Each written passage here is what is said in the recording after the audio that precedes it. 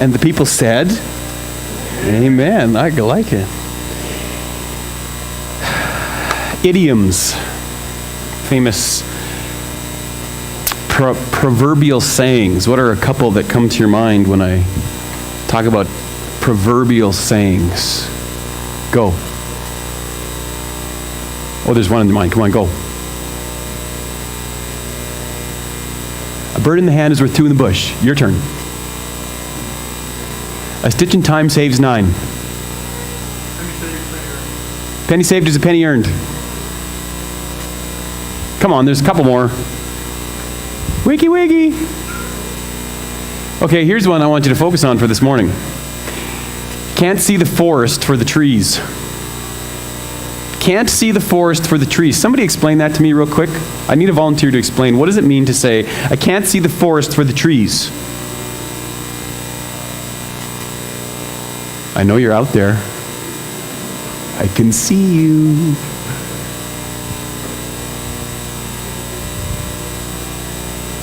Can't see the big picture because there's too much stuff in front of me. I'm so distracted by the details that I've lost sight of the overall goal. We've actually practiced this idiom a little bit at the church here as we've gone through our bylaws and looked at our organizational structure. Because one of the things we talked about was the fact that over the years, maybe we just kind of lost sight of the goal, or maybe it was always there, but we sometimes got distracted by committees and teams and meetings and in events, and we kind of lose sight of this bigger goal. So we said, well, let's just take a step back and remind ourselves of this big goal and let some of the details take place.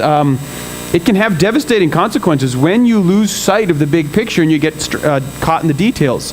A good example of this is trying to merge into traffic. And most of us, when we merge into traffic, do one very specific thing. As we're entering this merge lane, we do this. And we're so distracted by this that we forget that maybe there's a vehicle in front of us who stopped. And how many times have we not seen or been in or heard of an accident where somebody was looking to merge and they look up and they stopped and bang, there's an accident. See, getting distracted by the details can really have devastating consequences. A number of years ago when I was doing this MVP Ministries thing and I towed a trailer around with all sorts of sound equipment and lighting equipment, I crossed the border because I was doing some kind of show in Canada. And of course, when you pull up with a trailer full of electronic equipment, that's a major distraction to a customs official, at least to this one. And so this individual was really quite bothered by all of this equipment I had in my trailer, and they rummaged through the equipment and they looked at it all, and I don't know how I know is this all coming back, and I'm like, well, I ain't giving it to anybody. And it was just distracted by all this detail, and finally when they could just find that there was nothing they could pin me on, said, well, have a good day and see you later. They forgot to ask a really important question. Are you leaving anything behind? I had CDs and materials I was selling, and they never asked me if I was going to sell anything when I was in Canada. Now, I was in the right because I was going to, and I had already paid the appropriate taxes and duties and all that, and I had the paperwork to show that but we sometimes get so distracted by the details we lose focus on the bigger picture. And I wonder if the Christian life at times can't be the same. As we get distracted or concerned about opposition to the gospel, as we see what's happening around us in our communities, maybe in the country, and we start seeing some of the turmoil that's taking place here, and very obviously, if you're a bit of a news person and you kind of keep up with the political scene, if you kind of keep up with world events and what's happening overseas in the Middle East, all of this stuff can start churning up, and you start going, what is going on? And we start getting caught in those details, and sometimes we lose sight of the bigger picture. We get lost in the forest for their trees. And so as I was studying 2 Thessalonians chapter 1, I was looking at what was coming out of this passage, and what occurs to me is, in some ways at least, this passage provides us some navigational points. You know, if you want to keep your heading while you're walking through a forest and you can't see the horizon and you can't necessarily tell exactly where the sun is because the treetops are providing a canopy, and you want to get to a place, you're going to have some kind of navigational direction. You're going to have some kind of navigational points. Years ago, I was flying with my brother before I realized he was a terrible pilot. And we were flying over the countryside, and he pointed out it's just west of St. Pierre is a huge orange Pioneer grain elevator. Big, orange, tall building. And he said anybody that's flying by visual rules knows that's the Carey elevator. It's a navigational point. As soon as you see that big, huge orange elevator, you kind of know where you are in that geographic area. It was a navigational point for many pilots. And so, as I'm reading 2 Thessalonians, as I pick out what I think are the facts here, the truths that the writers are giving us, I find they're giving us some navigational points. And it seems to me they're giving us some navigational points that will allow us to keep our heading, to go in the direction we're trying to go as Christians when all of these distractions, this turmoil is happening all around us. And so I've picked out 3 of these navigational points that we'll talk about this morning. The first one is simple. They're all simple, because I'm simple. The first one is this: persecution is a reality. So as we are walking through life and observing what's going on around us, around the world, in our own country even, one of our navigational points is just to accept that persecution for Christianity's sake is a reality. It is a worldwide reality. And I'm not going to play the persecution card here, because anytime you talk about persecution and you live in North America, you sound like an idiot. You sound trite. So here's how I am going to play the card, but I'll tell you how. Persecution on a worldwide level is far greater than what we experience here, and that may not always be the case. It may not be that way forever. Today, it absolutely is that way. So let's acknowledge that. Let's accept the fact that we have a moral, ethical, loving obligation to support our brothers and sisters in Christ around the world who are losing their lives, being imprisoned because of their faith. At the same time, it's legitimate, though, to talk about what does persecution look like in America. Is there persecution of Christianity? Is there a pressure that Christians face? It's not to say it's like the persecution around the world, but it is to say, well, we have a certain response to persecution around the world. We have a different response to our own persecution. What does it look like here? And so there's a legitimate question that we need to ask, as long as we don't undermine what's happening around the world. Is that a fair statement to make as we set out? So the question, when I see that persecution is a reality, then I immediately want to know, well, what does, in quotation marks, I won't use air quotes all morning, but I intend to. I intend the meaning. What does persecution look like in the U.S.? A couple of examples from the news in the past week or two really caught my eye. Not that they hadn't caught my eye before, but they're current and they're specific. And I think of the city of Houston, Texas. So in the city of Houston, Texas this week, a petition was created to oppose some gender laws that were being written for that city. Gender laws which have made it legal, so to speak, for men to use women's bathrooms and women to use men's bathrooms, because that would be too gender specific. And of course, in our country, we don't want to be gender specific, because heaven forbid we should admit that there's boys and there's girls. And so there was a petition signed by a large group of Christian people, conservative people, that was opposing this. The city's response was to subpoena all the sermons of any pastor on that list of the petition, and all their sermon scripts that had said anything about homosexuality, gender identity, or the newly elected lesbian mayor, Anise Parker, I think her name was. They subpoenaed their sermon scripts, to which, of course, there's outrage. And it was a move to intimidate Christian pastors. It was a move to bring legal ramifications for anyone that opposes our secular point of view, in particular, Christians. Different reporter this week was doing an interview and said, because of Supreme Court decisions, here's what you need to face as a reality. gay marriage is coming to your state. The Supreme Court decisions have now made it so impossible for states to have their own laws that whether you like it or not, whether you oppose it or not, whether you're for it or against it, it's coming to your state, and you're not going to get in the way of it because the Supreme Court has pretty much neutered the state authorities on those issues. Now, I've already used 2 issues on gender, homosexuality. That's not the point at all. It's one tiny example. This is a far greater issue than that. Fairly regularly, again, some of this is my opinion, and you're free to disagree with it. You'd be wrong, but you're still free to disagree with it. Fairly regularly now, we're seeing Christians singled out, and I would say libeled against for their religious beliefs in ways that no other religion in this country is being singled out and libeled against. And I say that in this regard. Compare the politically correct response to those of a Muslim faith in this country and the politically correct response to those of a Christian faith in this country, and they are not even remotely the same. In this country, we've arrived at a time where political correctness, now some of you don't live by political correctness, I'm not one that's particularly concerned about it, but as a general rule, if you're trying to be politically correct, you may not say anything disparaging. In fact, at many places, you can't even speak the truth about the Muslim faith and what the Quran says and what it believes and so on and so forth. In fact, even as I say that, I'm going, ooh, I'm being a little bit critical here. Why? Because in this country, you don't act in a critical manner because it's not politically correct, unless it's Christianity. Then there's nothing that can't be said.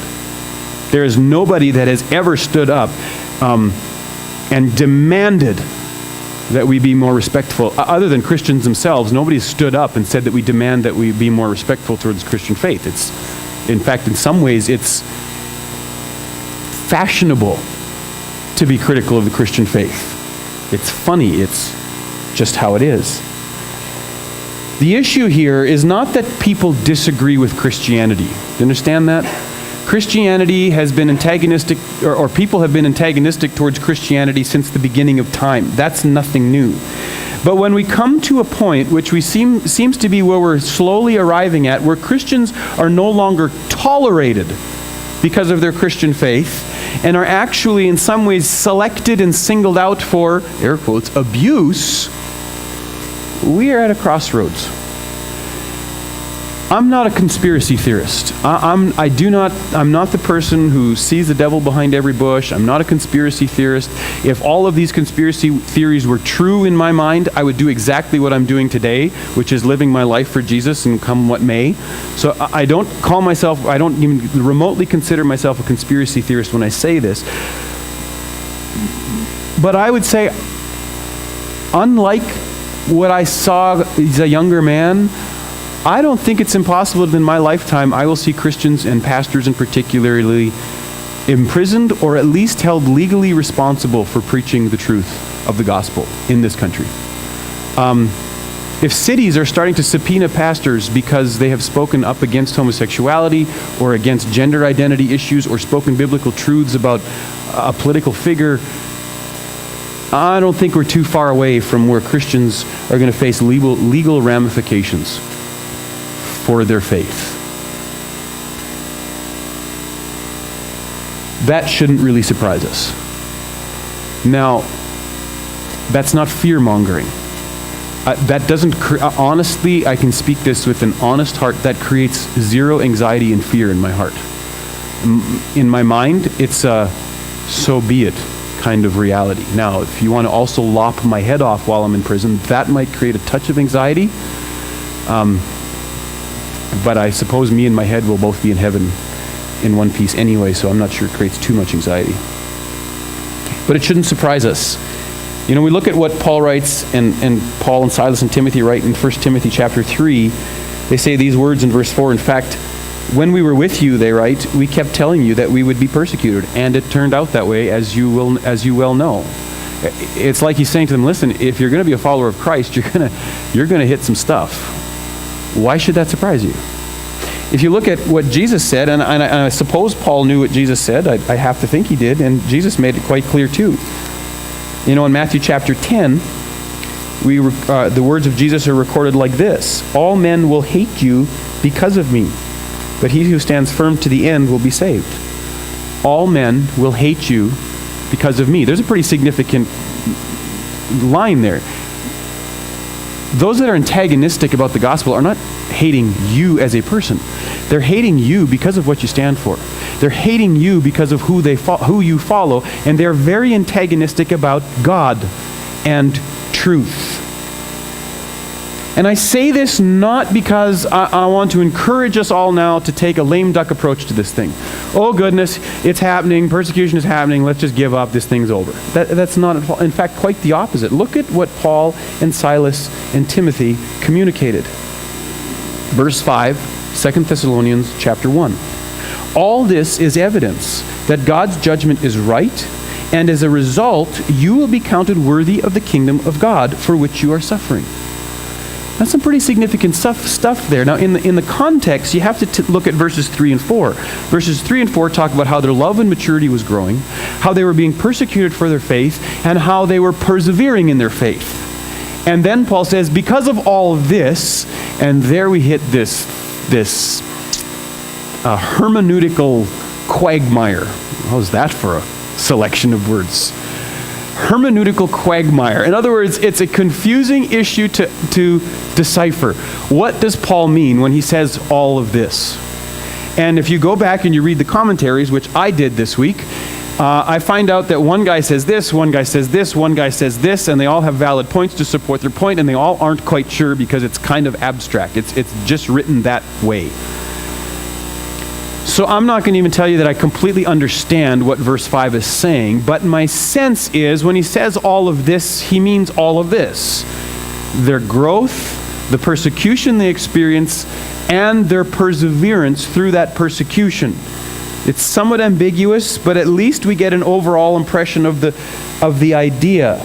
And what Paul is saying is all of this stuff, this persecution, this trial that you're facing, the reality of the context you live, your continued growth, maturity, and spiritual wisdom in that context is evidence that God's judgment is correct.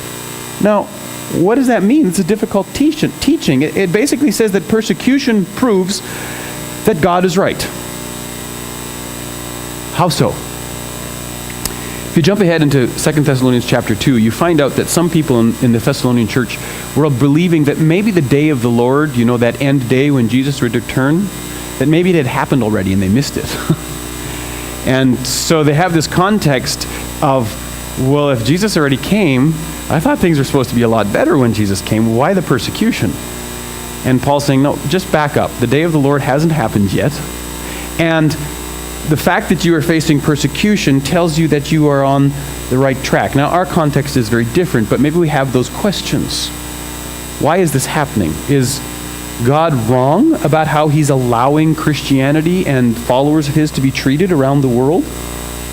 Is God just out of control? Is it's kind of like, whoo, don't know what to do with this mess? Is God really working things out for the good of those who love him? You know that Romans 8:28 says, wait a minute, if I follow Jesus, aren't things supposed to be working out for me? I didn't think I was supposed to lose my head. What's really happening? Now, again, it's a pretty lightweight question in our context because all we have is a bunch of people with bad attitudes so far. But in those countries where you might face imprisonment or death, this is a pretty heavy question. And the answer that these writers seem to give us is that God is not out of control, but just the opposite. The fact that you are persecuted and that you have the strength to persevere is evidence that you are on the right side of this thing and that God is walking with you. And as we'll see in the next verses, that God's judgment will make this much more clear in the future. But the fact that you face persecution and that you are walking through it with strength and not giving up is evidence that you're on the right track, that God's judgment is accurate. I mean, it reminds me, and I know I've used this illustration before, but I'm counting on you forgetting that I've used it before, because that's been my experience about you. I'm kidding you. When I was at the University of Winnipeg, Carl Ridd, theology professor, Christian professor at the University of Winnipeg, always made comments about a radio personality, Peter Warren. See, now you're starting to remember this illustration. He always said in class, if you have Peter Warren mad at you, you're doing something right. And his point was simply, Peter Warren is so against things that are Christian and true and noble and that have integrity that if he's mad at you, you're probably on the right track. And I sort of hear a hint of that in what Paul is saying. If you are being persecuted and you're able to withstand under that persecution, you're on the right track, because the only people that are persecuted in our world is the people that are standing for the truth. The only people that really face the onslaught of the world are those that are standing up for Jesus. Look at what we read in the book of John. And again, why it shouldn't surprise us.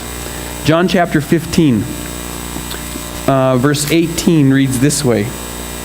If the world hates you, this is Jesus speaking to his disciples shortly before his death. If the world hates you, keep in mind that it hated me first. If you belonged to the world, it would have loved you as its own. As it is, you do not belong to the world, but I have chosen you out of the world. That's why the world hates you. Remember the words I spoke to you. It's like Jesus is saying, hear what I'm saying. Don't forget, because some point in the future this is going to be pertinent to you. Remember the words I spoke to you. No servant is greater than his master. If they persecuted me, they will persecute you also. If you obeyed my teaching, or if they obeyed my teaching, they will obey yours also. They will treat you this way because of my name, for they do not know the one who sent me. Jesus is just so explicit here. If you're going to follow me, you're going to get it. Plain and simple. And has nothing to do with you or your color of your skin or your gender or your hairstyle or whatever it is. You're going to get it because of me. Because of my name, says Jesus. And when Jesus says my name, he doesn't mean Jesus. He means everything that he is and stands for. The truth. The truth over and against what the world says is true. Because the world doesn't want to admit that there is truth, because that would eliminate some people. That would exclude some people. Therefore, there must be lots of truth, and everybody should find their way. And Jesus says, no, there's one way. It's me. I am the truth. And if you're going to believe that, and you're going to live it, and you're going to follow it, you're going to tick somebody off. Plain and simple. Okay, so then we jump ahead to 2 Thessalonians, and it shouldn't surprise us at all that Paul says, and Paul and Silas and Timothy together say, listen, if you are persecuted and you're persevering through that persecution, it's evidence that God's judgment is right. You're on the right track. It's clear indication that God is God. Your perseverance, he goes on to say, proves that you are worthy of God. Let's just face the facts here. How many of you believe you are worthy of God? Correct. In our own fallen nature, we are not worthy of God. Yet by the grace of God, as we talked about, we are able to survive. By the grace of God, we are able to stand up under persecution and pressure and in difficult circumstances. And by the grace of God, we prove our faith and prove ourselves worthy of God. Because we're so excellent, because I'm so amazing, because I'm so much stronger. No. Because the grace of God is at work in me. I stand up and am worthy of God, and consequently, if you just keep following it back, proving that God is right and just in his decisions. We are sinners, and yet by the grace of God, when we stand up through persecution, we are able to survive and prove ourselves faithful. Do you notice that this happens largely to those who are on the right track, spiritually speaking? You don't see a lot of cult followers and cults facing that kind of decision. There's, if I'm on the devil's team, I would have to think that the strategy is there's no use to defeating a weak target. It's only the ones that are an actual threat to the forces of evil that are worth targeting, so it's no surprise then, right? I'm reminded of the Pharisee who during Jesus' trial before the Sanhedrin stood up and said, listen, if this guy's the real deal, there's no point in fighting it. We're going to lose. If, on the other hand, he's a fake, let him go. Who cares? He's going to go his own way, and it's going to fizzle out, and it won't amount to anything. And if I take that kind of philosophy and apply it to our world, there's a reason why Christianity raises the hackles of the pagan world. Because it's the real deal. And it's going to fight, because it's not going to disappear on its own. Navigational point number 1 says all of that in 3 words. Persecution is reality. Persecution is reality, and it points to the fact that the world at its heart is antagonistic towards God. They're not antagonistic towards Allah. The world is not antagonistic towards Muhammad or Joseph Smith or Buddha or the Church of Scientology or any other you want to talk about. They're antagonistic toward God. Paul and Silas and Timothy saying that this is a clear indication that God is right in his judgment, and that when his children persevere, a clear indication that God is faithful. Persecution is reality. So that's navigational point number 1. So you're in the forest of Christian struggle, of a context where Christianity is met with anger, and you get distracted by this news person and that news person and this celebrity and that individual that jump on, and you see a TV show and you're starting to get lost in the details, and you just stop. And you say, wait a minute. This should not surprise me. This should not scare me or create anxiety in me. This is reality. And it's not okay in the sense that it's good, but it's okay. Because Jesus said this was happening in his world when he walked the earth, and it was going to happen, and that's reality. It's okay. Navigational point number 2 is this. Persecution is reality. But God is also just. God is just. 2 Thessalonians chapter 1, verse 6. God is just. Now you know where I got those words from.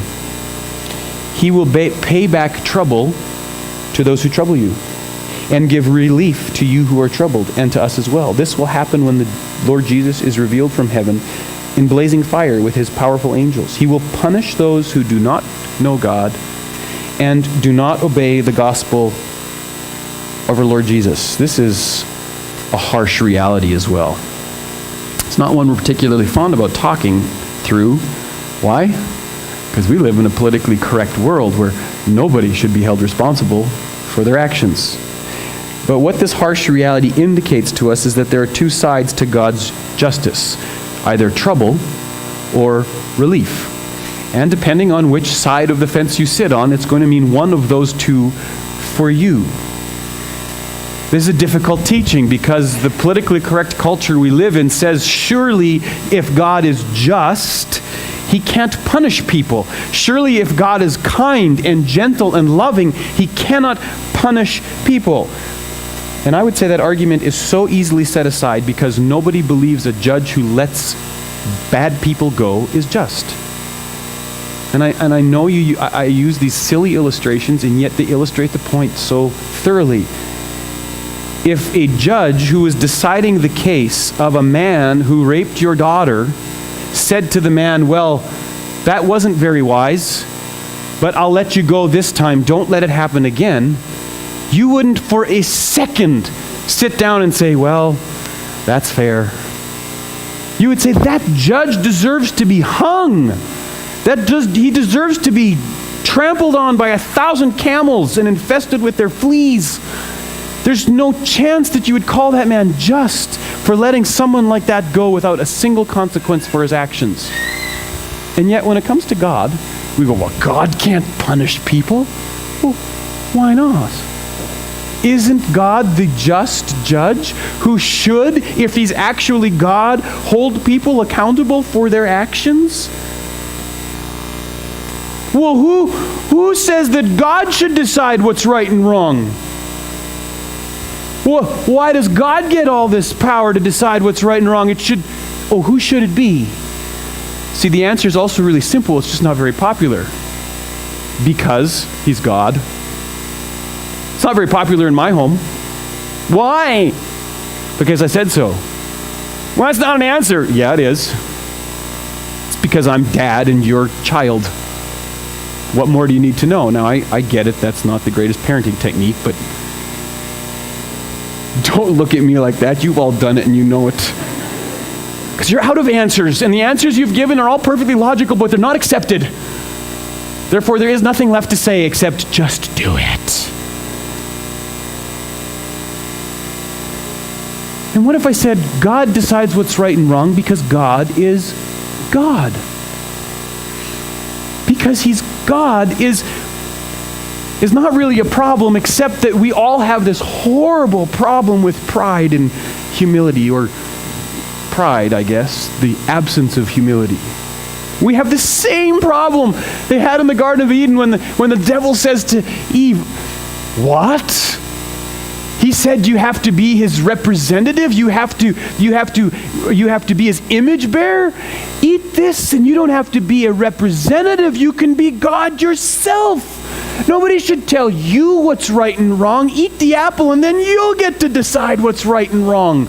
That's